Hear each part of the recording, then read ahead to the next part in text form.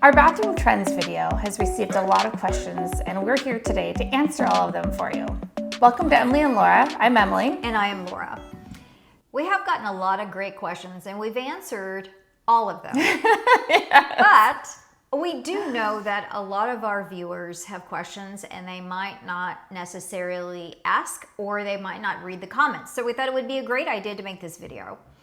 So we're just going to dive in, and one of the questions that we get is about cabinets. A lot of questions we get are about cabinets. Yes, actually, that's very true. Paint, stain, yes. What are we supposed to do? So one of them is, what is the most durable for a bathroom, painted cabinets or stained cabinets? Yes, typically anything that's coming straight from the factory is always going to be the most durable. Yes. But, you know, we'd like to change your minds, right? And we're not going to completely replace everything, and you might just want a little bit of a facelift. Yeah, so Benjamin Moore makes a paint called Advance, and that is our favorite. That's the one that we use the most. It's a very strong and durable paint. So if you're going to do finished on site, meaning you're going to be painting them on site, whether it's your painter or yourself, that would be a great option. It's a really good paint to work with. It's easy to work with, and it is mold and mildew resistant. The hot trend has been wooden cabinets and showing the wood grains. So you can always go for a sealant on a wood grain if you prefer to go that route. We actually love wood in a bathroom. It adds a lot of warmth to a space that can be kind of cold because there's a lot of hard surfaces. And so stained cabinets is a great way to add that warmth. But you do want to make sure that you use a polyurethane. So if you're going to be doing, again, a finished on-site cabinet, whether it's you or your carpenter, you want to make sure that after you put your water-based stain on, that you use a polyurethane. And that polyurethane is not waterproof, but it is water resistant. And if you put it on with a heavy coat or 2 or 3 layers of it, you're able to get a really good coat on it that should last you a long time. You will need to, at some point, probably touch it up, but that's long down the road unless your cabinet gets a lot of water abuse. Or you're my husband. Or kids. And you think that it's all good. You can just wipe it off with a towel. Yeah, I'm a very messy face washer, so I do get my cabinets and my floor. I don't know what it is. I just seem to get water everywhere when I wash my face. So it is a real thing for me, and so on the polyurethane, it's very easy to touch it up, and so that's a great way to go. When you use the polyurethane varnish, you want to make sure that it is a non-yellowing, because once you put it on, you don't want it to yellow over time and cause your wood to have a yellow tinge or change colors. Another question we've been asked is, what color white paint do we love the most? Yes, well, we love whites, all whites, because they all have a different purpose, because most whites have undertones to them. Yes. And different environments bring those undertones out. But our favorite go-to whites are Sherwin-Williams Pure White and Benjamin Moore Dove White, which are very similar. I would say that the Dove White has a little bit more beige in it, and they are a really nice, warm, pure, true white. Not stark, just a nice warm white. Yeah. The next would be Sherwin-Williams Simply White for a brighter. It does have a little bit more of a beige undertone to it, which brings it that brightness. Chantilly Lace. Chantilly Lace is a pure white. And get samples, try them out with your lighting and the other finishes in your bathroom. That's right. It will change. And as far as cabinets go, here's a little designer hint. So when you're talking about dark paint colors and dark cabinets, a lot of people like the matte finishes these days. The problem with a matte finish is it shows everything, every fingerprint, oils, if you're putting lotions and whatever it is, you're going to notice it on your cabinets, and it is really difficult to clean. So a little bit of a sheen in the cabinets is a good thing for longevity of the finish. Another question we receive is, what about these pre-made vanities? Where do I find them? You know, what makes them a good value? Is it worth it or not worth it to use them? A lot of these vanities are great for smaller bathrooms or powder rooms. Yeah, a lot of them right? I've seen have like the marble tops, which, you know, nothing against marble, but they're great in powder rooms because they are a little bit more sensitive. So powder rooms, you're not really like doing a lot of anything in a powder room. You're just using it really quickly. So great value on those. Another option is to buy boxed cabinetry, specifically for bathrooms and laundry rooms. And you can buy vanities in their specific sizes that they have available. A lot of times you can put cabinets together to get exactly the size vanity that you want. So moving on to flooring. One of the questions is, how do I keep my grout from looking dingy? This is a big one. Okay, so epoxy grout is the best for the bathroom.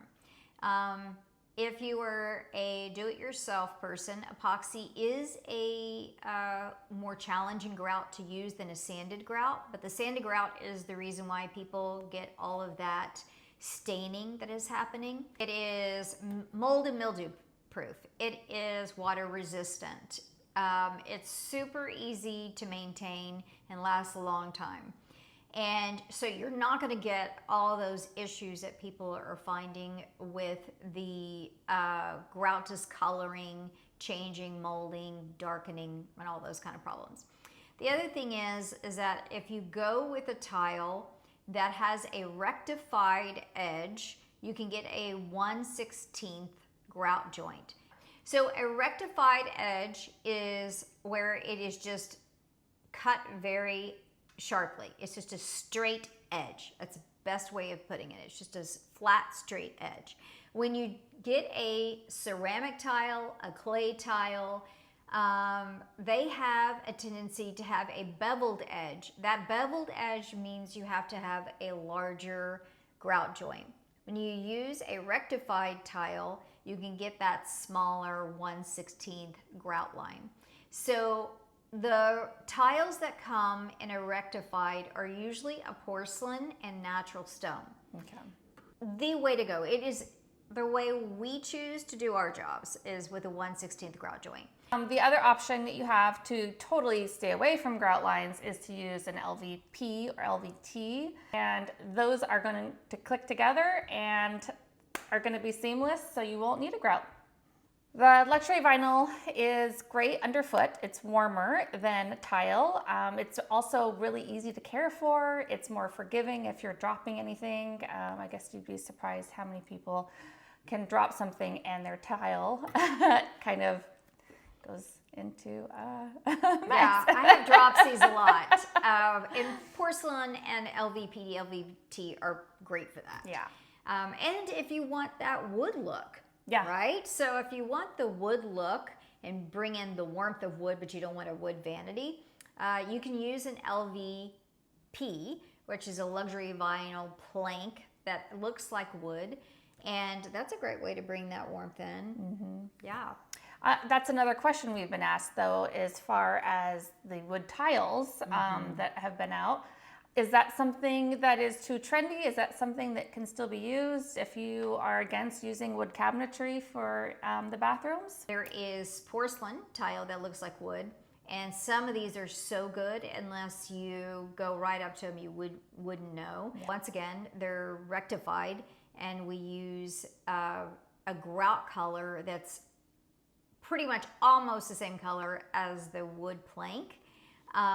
And so you don't even see the grout lines. Mm-hmm. And it just looks like this beautiful wood floor. Many times we'll have people come in and go, do you put wood in there? Yeah. But it's not. And so that's a great way to do it.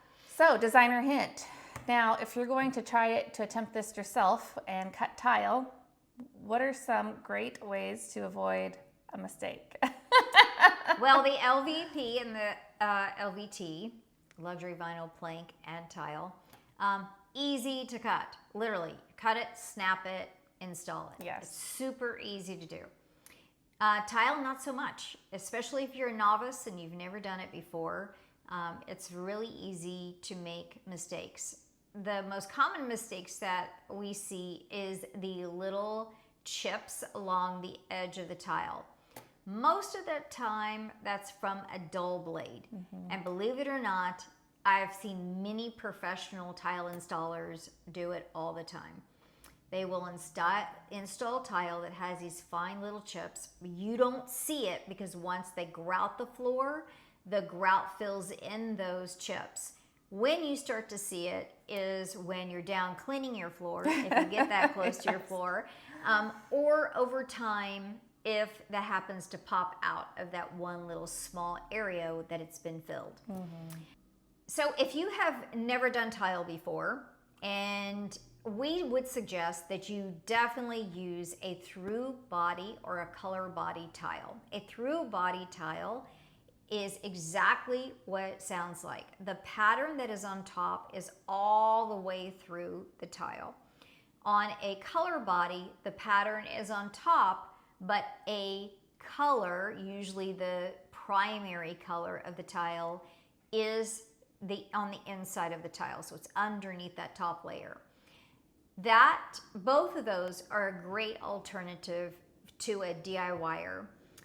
Or if you're worried about your installer maybe not being very particular about his work or her work, or maybe their attention to detail is not really there, then I would get one of those two tiles. And so that way when they grout it in, if you choose the grout that is in the color body tile, if you choose the grout that's the color body, you will never even notice it. And then if it's through body, it is super easy to hide. You won't even notice the chips. Once they grout them in, they're gone. And obviously, the idea is you don't want any chips at all. But if people do not change out their blades, they do. Chips happen. Chips happen. Yes. I'm gonna put that on a T-shirt. So be looking for that T-shirt. We're gonna make that. So now, when it comes to shower floors and tile, right? Yes. So we have a lot of people who feel very strongly about not wanting small tiles on their shower floor. We get it, and we understand why you don't want them, because it just means more grout lines. Yeah. And that is the part of the shower that probably gets the dirtiest, is the floor. So there's a couple issues. One of the reasons why small format tile is desired by installers is because it's easier and it's more malleable. So it's easier for them to work with on a slanted floor. They need to be able to slope towards a drain, wherever that drain is in your shower. And having a smaller format tile makes it easier. You can do larger format tiles. There are people out there that are very skilled, and if that is what you want, when you're interviewing for your tile installer, make sure that you ask them that question. Yeah. Yes, because you want to make sure that they've done it before, they feel comfortable with doing it, and you'll know, because they'll tell you either you don't want to do that, or you can't do that, or I don't know how to do that. Yeah, I don't like that. I don't like that. Yeah. That translates to I don't know how to do it. Yep. So that's probably not your person. So find someone that can do the larger format, because if you have a curbless shower, some people really want to take the same floor that they have in the bathroom and run it into their shower. So to be able to do that. When you go to the smaller format tiles, a lot of times they are in mosaic sheets. Those mosaic sheets have larger grout lines. So if your floor, you're able to get that 1/16, you will not be able to get it in your shower pan, because the mosaic has a very... On the netting, so right. It's already preset. That's right, it's preset. So if that's not what you want to do, then I would suggest to either get a smaller tile that is single, so you can get up to a 4-inch tile, and have them singularly laid inside of your shower. Or you can have your large format rectified tile cut down to smaller pieces, and you can use that in your shower on a straight lay or in a pattern. So if you really want to bring a pattern, you're using the same tile from the bathroom into the shower, but it's in a different design. So it looks purposeful. It's not very expensive to have those laser cut. You're paying for it one way or the other. You're either paying for your tile installer to cut all those small tiles, or you find a laser jet company where you are locally, and they will cut them to whatever size you want. And we do that a lot. So for the designer hint on bathroom floors, what is it? Porcelain tile. Yeah. So, or stone, because stone is hard, but porcelain's even harder.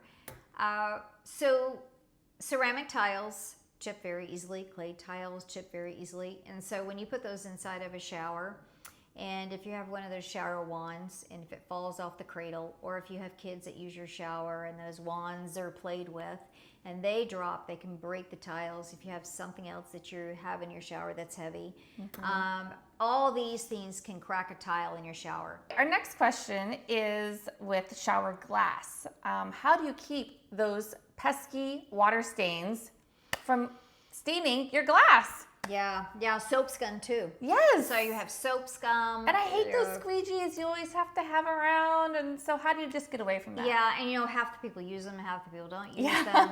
So your glass ends up getting all messed up anyway. So if you have forethought and you know that that is something that really bothers you, when you buy your glass shower, ask them for a finish that protects your glass from being able to be etched. Glass actually comes that way. I can attest it works. It is the best thing since sliced bread. Yeah, it's like having, what is the stuff you put on your car? Rain-X. Rain-X. Yeah. It's like having Rain-X all the time, but you never have to apply it. Yeah. And it just kind of runs off. Mine's no soap been scum. at least 10 years, not an issue still. Yeah. Amazing. Yeah. Hands down, you have to do that. The other thing is with glass is that something to think about is that if you're doing white tiles in your shower, so maybe you're doing white field tile or marble that is white, porcelains that are white, and you don't want the color of the tile to be discolored, then you might want to go with a low iron shower glass. Starfire is the one that we use, and it is a low iron glass. It's like 90-10, I believe, so just 10% of the iron. The iron in the glass is what makes it green. So when you have that white tile and then you put your glass up and then you're like, oh, it's mint. Wow, when I look in my shower, it's kind of minty. Yeah.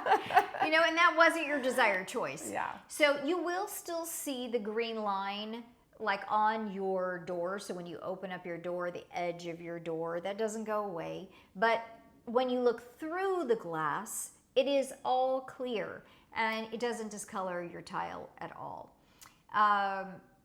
That's also important if you want a shower that is etched or has a satin finish on the glass.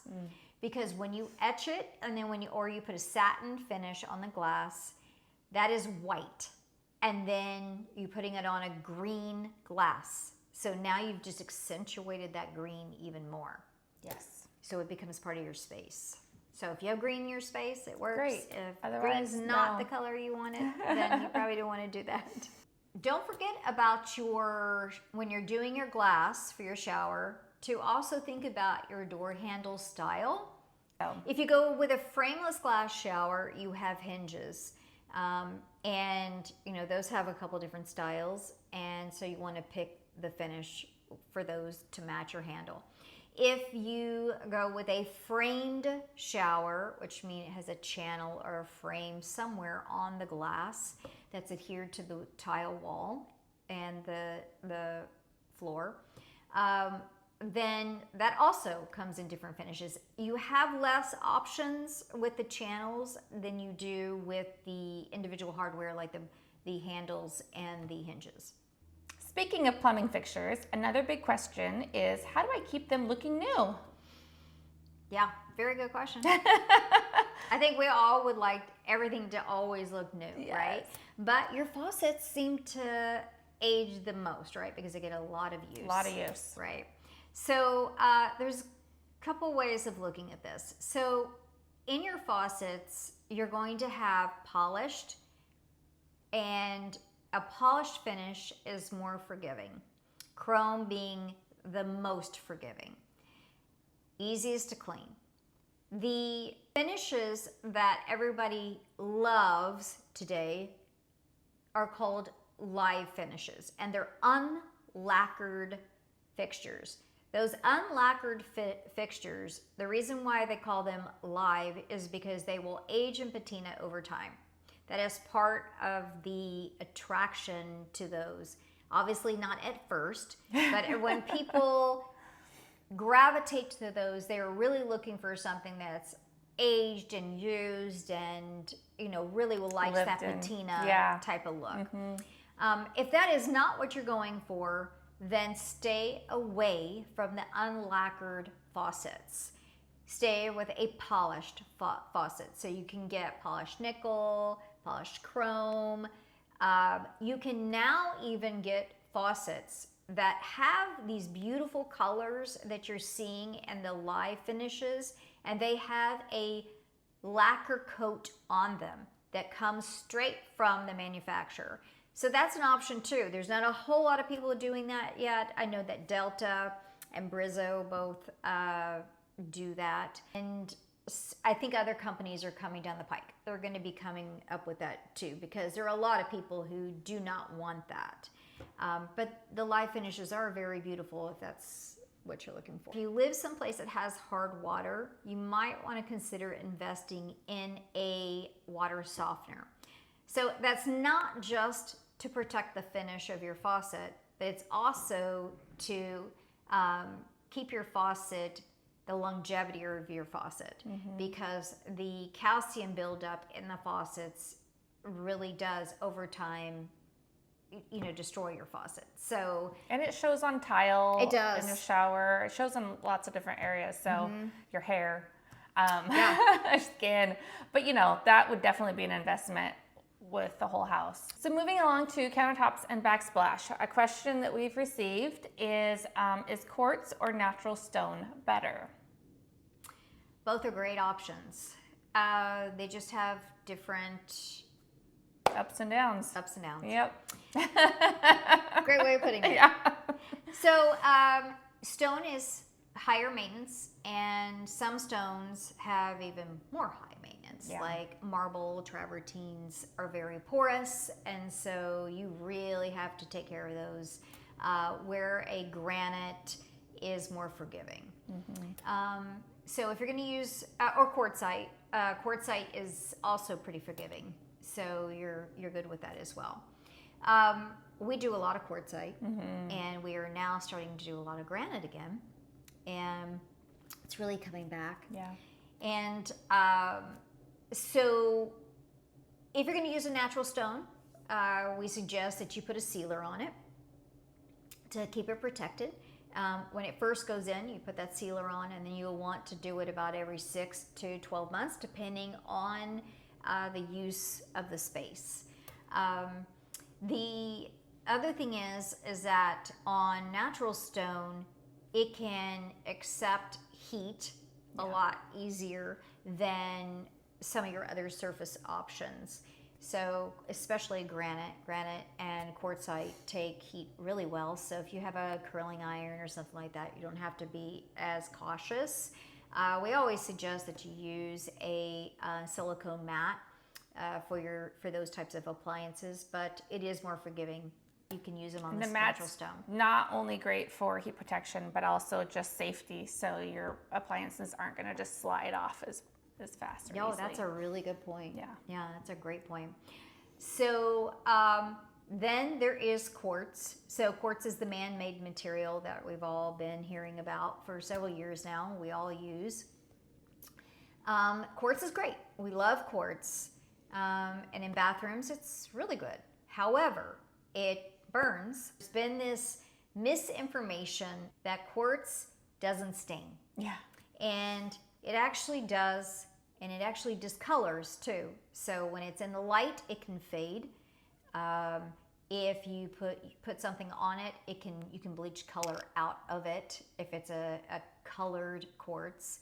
And if it's a white quartz or a white background, you can stain it. So the other option would be porcelain. So porcelain slabs are just becoming more and more and more popular. And you can now get porcelain slabs in 2cm, which is the 3/4 inch countertop. Countertops come in 2cm, 3cm is the most common. Those are the two common sizes. And you probably won't ever see a 3cm because of the weight of the porcelain, but you can get a 2cm now. And it heat resistant, stain resistant. You can clean it with anything. So it really is indestructible. And that's why it works so well on your floors and in your shower and everywhere. It is the best material out there. I love it on the wall. Yeah, so pretty. These patterns have just get better and better and better. Another good question we get about backsplashes are, what are my options for backsplashes? And do I have to do like the smaller mosaic tile? No. No. You don't. We used to do that little small mosaic around for a 4 or 5 inch backsplash around the vanity. And some people still have that. And you might have to have that as far as size goes. That's right. Yeah. That's right. But you have other options, and I think you have options that are just more relevant today. Yeah. And one of those is to take your countertop, right? Take your countertop surface and just make a 5-inch backsplash. We prefer 5-inch. A lot of people in the industry are still doing 4-inch, but we find the 5-inch is just a better size overall. If you're going to use that in a backsplash, we suggest that you have it milled down to a 2cm. So if you do that and you're like, yeah, but my walls are just plain and I really want something on my walls, but I don't want to put tile everywhere and spend the money for the tile and the labor and all that kind of stuff, or you can put a vinyl wallpaper. So you could take a vinyl wallpaper above that 5-inch and put that texture or that pattern above that. It's beautiful. It's behind your fixtures, behind your mirror. Adds a lot of texture, color, whatever it is that you're looking for in your bathroom. Vinyl is what you should use. It's cleanable. It can be in a wet, humid area. You do not want to use a peel and stick. Yes. Peel and stick is not what you want in your bathroom. You can also do a much larger backsplash, and like at about 10 inches tall. Yeah. And when you go with that 10-inch tall, you can do the wall-mounted faucets or a tall deck mount faucet. And just helps proportion-wise. It does. Yeah. And we wouldn't suggest that necessarily. It's not that you can't do it on an 8-foot ceiling, but you just have to know that your mirror is going to get much smaller. Yeah. And that if you don't mind just seeing your chest and your face, then that's fine. But if you wanted to see more of your body, then it's probably not necessarily, the right choice for you either. But it's beautiful, and it gets you that countertop up, get more of it, and then you can put your mirror and whatever else you want. You can still put wallpaper above that too if you want. Yeah. One thing you don't want to do is go right from your countertop to a wallpaper. You need some kind of hard surface that kind of helps with that crease line. Yeah, thanks for mentioning that, because that's so true. Getting water behind that would just be disaster. Yeah, so no fun. And let's face it, you're gonna have water all over your countertops. So especially when you're cleaning it. Again, if you're my husband, yeah. Or me with my water washing my face. The next would be to use tile. So tile can go from your countertop all the way up. And you can use that in any pattern, in any size, in any direction, any color. You can get as creative as you want to be. The only suggestion that we would have is that if you have short ceilings, so 8 foot or less, some of these ceilings are supposed to be 8 foot, but some of them are like 89, 90 inches. Then we would suggest that you take your tile and run it vertically. It will actually make your bathroom feel taller, and you can do the same thing in your shower. Yeah. And it'll make the space feel taller. And then you can always use full format porcelain, like we were talking about the for slabs. the countertops. And those are slabs on the wall. That's going to be your most expensive Yes. is to do that, but it's beautiful. So if you really want that and you didn't want all the grout lines and budget is not something that you have, then definitely do that. So I think we've touched on everything here. Well, we've touched on, I think, the big ones. We did have some other questions, and we will address those in future videos as well. But these, we highlighted the questions that we got the most of, and that we felt would be the most important to share with you today. If you have any others, please drop us right down yeah, below. Yeah. And We hope actually this collect them and use them in future videos. and we do answer them. So. Yeah, we do. We do. Yeah. Well, thank you guys so much